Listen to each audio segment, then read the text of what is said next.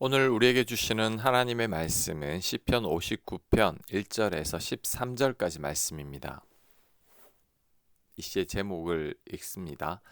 다윗의 믹담시, 인도자를 따라 알다스헷에 맞춘 노래. 사울이 사람을 보내어 다윗을 죽이려고 그 집을 지킨 때에. 1절입니다. 나의 하나님이여, 나의 원수에게서 나를 건지시고 일어나 치려는 자에게서 나를 높이 드소서. 악을 행하는 자에게서 나를 건지시고 피 흘리기를 즐기는 자에게서 나를 구원하소서. 그들이 나의 생명을 해하려고 엎드려 기다리고 강한 자들이 모여 나를 치려 하오니, 여호와여, 이는 나의 잘못으로 말미암음이 아니요 나의 죄로 말미암음도 아니로소이다. 내가 허물이 없으나 그들이 달려와서 스스로 준비하오니, 주여 나를 도우시기 위하여 깨어 살펴주소서. 주님은 만군의 하나님 여호와 이스라엘의 하나님이시오니, 일어나 모든 나라들을 벌하소서. 악을 행하는 모든 자들에게 은혜를 베풀지 마소서. 셀라. 다윗이 골리앗을 쓰러뜨리고 이스라엘의 영웅으로 떠오르면서 사울 왕은 다윗이 자신의 왕위를 위협할 수 있다고 느끼기 시작했습니다. 사울 왕의 이런 질투는 곧 분노로 변하고 결국 다윗을 죽이려는 여러 차례의 시도로 이어지게 됩니다. 사울은 다윗을 죽이려고 여러 번 계획했지만 다윗의 아내 미갈은 다윗에게 사울의 계획을 알리고 그가 밤중에 창문으로 탈출을 하도록 도와주기도 했습니다. 이후 다윗은 사울의 추격을 피해서 여러 곳을 도망치며 숨어 생활하게 됩니다. 이러한 배경 속에서 다윗은 시편 59편을 기록하였고, 이 시는 그의 절박한 상황을 잘 나타내주고 있습니다. 자, 특히 오늘 본문에서는 다윗의 억울함이 잘 나타나고 있습니다. 다윗은 사울이 자신을 죽이려고 하는 것이 자신의 잘못 때문도 아니고 죄 때문도 아니라고 합니다. 아무런 허물도 없는데 사울이 자신을 죽이려 한다면서 하나님께 호소하고 있습니다. 우리가 억울할 때 어떻게 해야 할지를 배울 수 있습니다. 우리 힘과 능력으로 도저히 안 될 때 어떻게 해야 할지 다윗의 시를 통해 배울 수 있죠. 다윗처럼 하나님께 토로하는 것입니다. 내 억울함과 사정을 하나님께서 가장 잘 아십니다. 그러니 우리는 하나님 앞에 토해내는 게 제일 좋습니다. 예레미야가 3장 59절입니다. 여호와여, 나의 억울함을 보셨사오니 나를 위하여 원통함을 풀어주옵소서. 예레미야도 자신의 억울함을 하나님께 성토하고 있습니다. 자신의 억울함을 하나님께서 다 보셨으니 억울함을 풀어달라고 기도했습니다. 그러니 우리들도 하나님께 억울한 사정을 다 아뢰어야 합니다. 우리의 분통을 하나님께 터뜨려야 합니다. 그럴 때 하나님께서 은혜를 베푸실 겁니다. 괜히 사람들 찾아다니면 안 됩니다. 사람들은 내 마음 같지 않습니다. 내가 아무리 억울하다고 해도 내 마음을 잘 몰라줍니다. 그리고 알아준다고 해도 그 사람이 나의 억울함을 풀어줄 수가 없는 게 대부분입니다. 또한 내 말을 다른 사람들에게 전하기도 합니다. 괜히 소문만 나게 되죠. 차라리 혼자 넋두리 하는 게 더 나을 수도 있습니다. 특히 나에게 억울함을 안겨준 당사자에게 나의 억울함을 호소해도 별 소용이 없습니다. 그 사람은 내 말을 안 듣습니다. 아무리 논리적으로 설명을 해도 안 듣습니다. 이미 마음속으로 오해하기로 작정했기 때문이죠. 그래서 서로 감정만 더 나빠질 뿐입니다. 그러니 하나님 앞에 억울함을 가지고 가는 게 제일 낫습니다.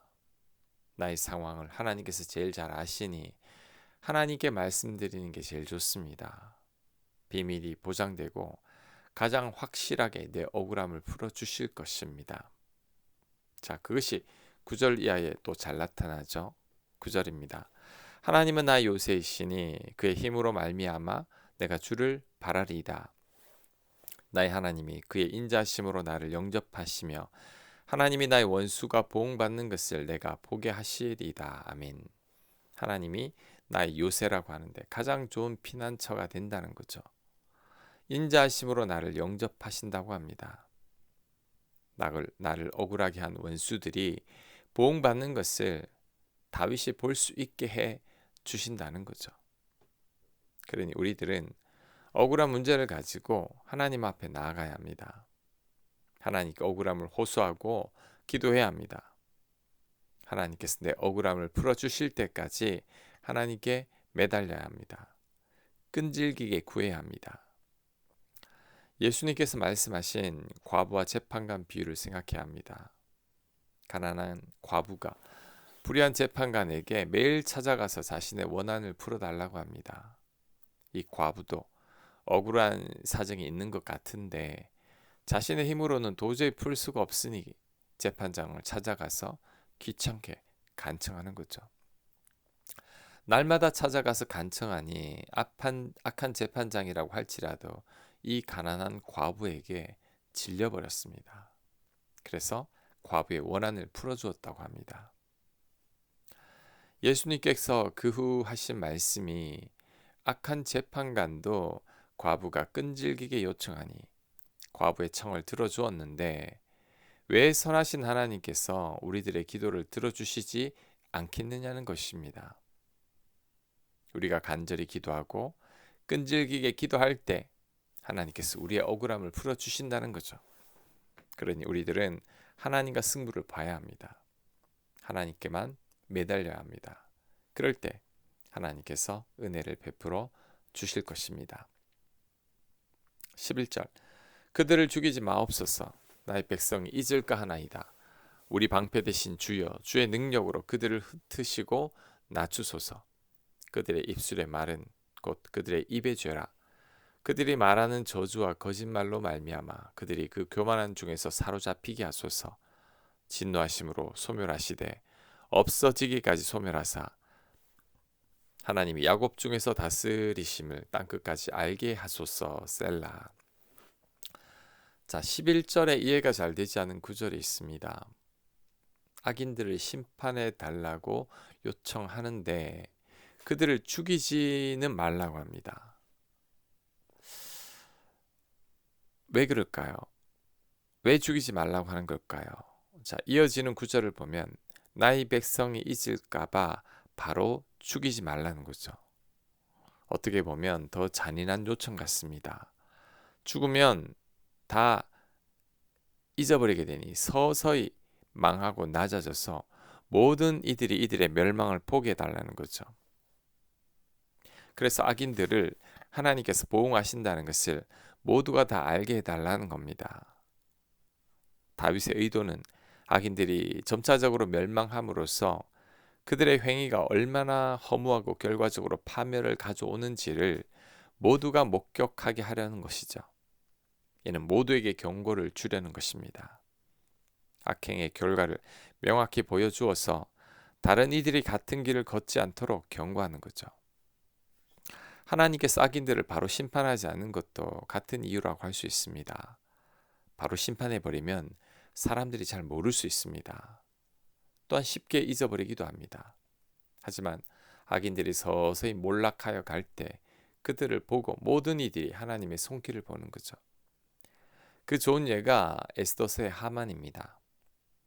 하만이 유다 백성들을 멸할 계획을 했을 때 하나님께서 하만을 바로 죽일 수도 있습니다. 하지만 그렇게 하지 않으시고 모든 유다인들이 이를 위해 기도하게 하셨습니다.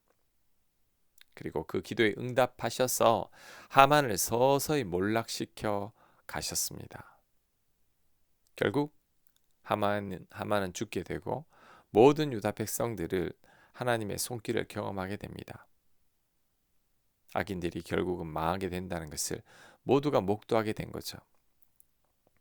하나님께서 하만이라는 악한 자를 통해서 모든 것이 합력하여 선이 되게 하셨습니다. 유다인들의 신앙을 회복시키셨고 결국은 하나님의 백성들은 하나님께서 지키신다는 것을 경험하게 했습니다. 하나님께서 악인들을 바로 심판하지 않는 게 오히려 더 큰 유익이 된 거죠. 그러니 악인들이 바로 멸망하지 않는다고 해서 이상하게 생각하지 말아야 합니다. 그 속에서도 하나님의 놀라운 계획과 섭리가 다 담겨 있습니다. 우리는 그 사실을 믿기만 하면 됩니다. 부족한 우리들이 하나님의 계획과 섭리를 다 알려고 하는 것이 오히려 더 이상한 것이고 교만입니다. 우리는 그냥 신뢰하고 순종하기만 하면 됩니다. 그럴 때 시간 지나면 다 알게 됩니다. 하나님의 놀라운 계획과 섭리를. 아멘. 묵상과 적용 질문입니다.